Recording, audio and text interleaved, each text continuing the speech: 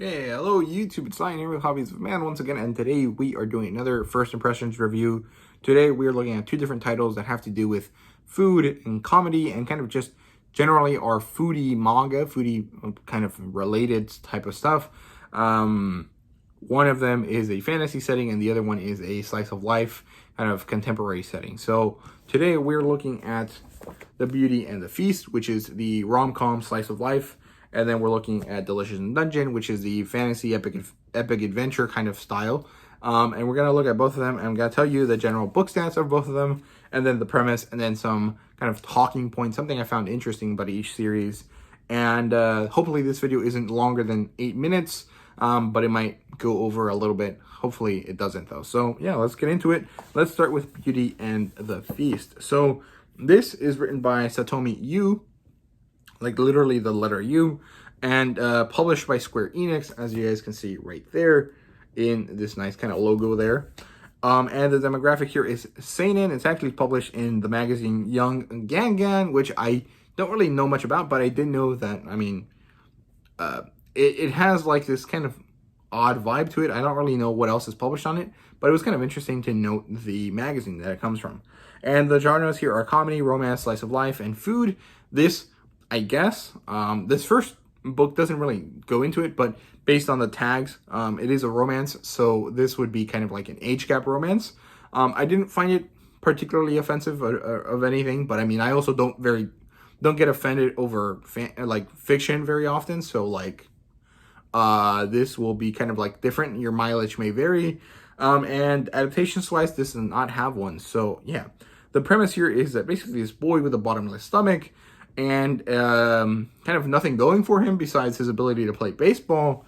And this lonely widow who is kind of really sad and depressed because their husband died, end up sharing a dinner table together, like at her house, due to some weird convoluted kind of like reasoning. And then they end up helping each other with their loneliness and with their like individual sadness. And some sort of romance / relationship of some type ends up blooming along the way with a nice heaping side of delicious food to kind of tide us over and kind of connect everything together. And I thought it was really good. I did enjoy it a lot. It was very relaxing. The plot line isn't very heavy. I mean, generally it's just kind of like introducing the characters here. This first volume doesn't really deal with anything heavy in terms of plot.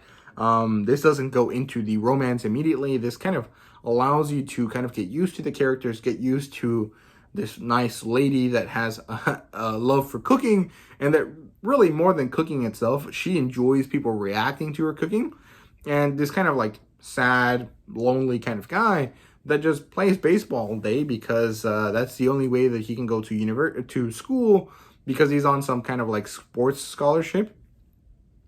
And yeah, my favorite part of it, the talking point of it, was that it kind of focuses on this idea that food brings joy and that food brings people together, which is one of my favorite things about food. I like, you know, my favorite memories growing up have always been around the kitchen and the dining table. I've always enjoyed being with people, enjoying cooking, and enjoyed having people eat the food that I make. In fact, I would have actually studied culinary sciences and like gone on to be a chef if I hadn't wanted to make a lot more money, and so that's why I'm doing engineering, right? But like it's kind of very interesting, and I really enjoy this kind of idea that time spent with other people around the dinner table is meaningful. And I think the art is very cute. I think it's very nice. It has this kind of cutesy style, but also kind of very nice detail on the food. Kind of reminds me of some other stuff that I read. The art style here kind of reminds me of Rent a Girlfriend, and the food reminds me of food that I've seen on stuff like There's a Demon Lord on the Floor. So it's kind of fun. It's kind of interesting. But really, there's not much to say, so let's move on to Delicious in Dungeon. So Delicious in Dungeon is written by Ryoko Kui, who I assume is a woman based on the fact that they're named Ryoko. As far as I know, that is a woman's name, but I'm not really sure. I think Satomi Yu is also a woman, so that's kind of interesting. I mean, doesn't really matter to me, but I mean, I know it matters to a lot of people to know what gender the author is because they care about that stuff. So that's why I'm mentioning it. And the publisher here is Yen Press. And the demographic is also seinen. I can't remember what magazine this is in, but I mean, it doesn't really matter. And the genres here are cooking / food, so it's a foodie manga, comedy, and fantasy. This is kind of like a general epic fantasy video game type of style where you kind of go dungeon crawling, spelunking, and you kind of have to survive for as long as you can, right? And as far as I know, this does not have an adaptation either, but I'm not really sure if that's true or not, so yeah. And the premise here is basically that these dungeon explorers, which you can see right here, lose their fight with that dragon right there, and along the way also lose one of their team members, his younger sister. Well, I don't know if it's his younger sister specifically, but it is his sister. And they must go back and defeat the dragon to save her, right? Because of magic, they can revive her as long as there's still pieces of her left. But I mean, if the dragon digests her, they don't really know if the revive spell is going to work. So they have to get there quick.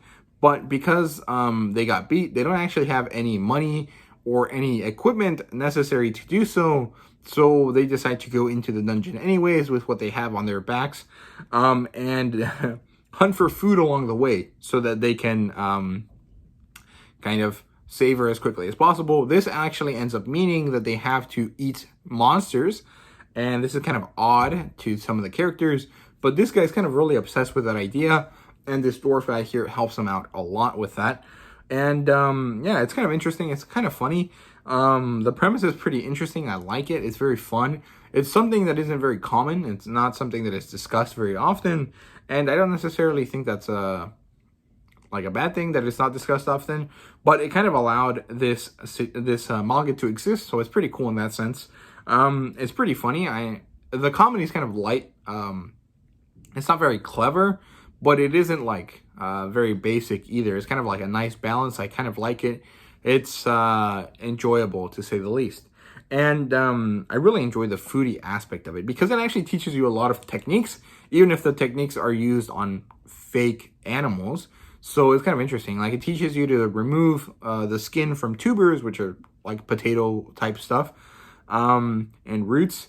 And it also teaches you like stuff like stuffing chicken with herbs, which is supposed to help have the chicken gain this aromatic quality to it, to the meat, adds flavor. It teaches you the process by which a lot of these animals are cut down and turned into food, which it's kind of odd, but it is kind of somewhat applicable to real life situations. So it's pretty cool, right? Like the slime, the way they treat the slime is essentially the way you treat the tofu skins of when they make giant batches of tofu. There's like this skin that gets left over on top. I watched a video about this recently, and these become like this very giant like tofu jerky type of things that they kind of create after drying out that layer of skin, and then you can use that skin for like a lot of different stuff like soup and stuff. And I thought it was very cool. It basically is the same as the slime. They use basilisk. They cook the chicken like a normal chicken, and then they use the eggs and stuff. And although the eggs are not necessarily like chicken eggs, they still have the necessary aspects to them to work for egg things, right? And I thought it was very cool.